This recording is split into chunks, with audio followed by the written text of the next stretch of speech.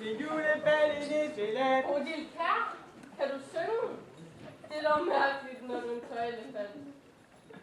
Julemand! Har du set Julemand? Har du set Julemand? Julemand! Julemand! Kom så, Rudolf.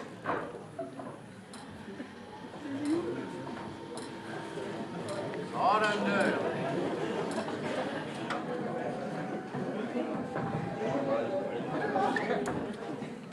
Kom så, Rudolf.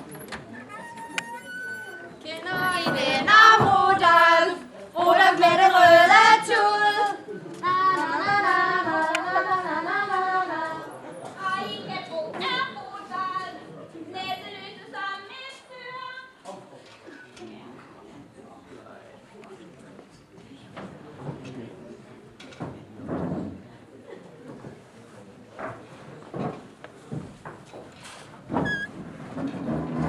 Goddag, Julemand. Super bare lidt.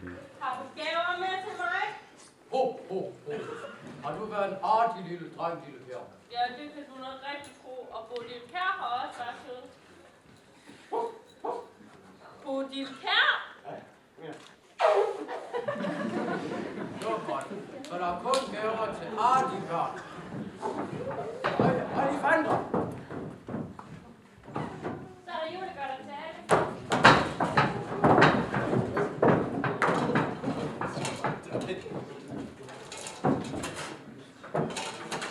Julemanden, fortæl en historie.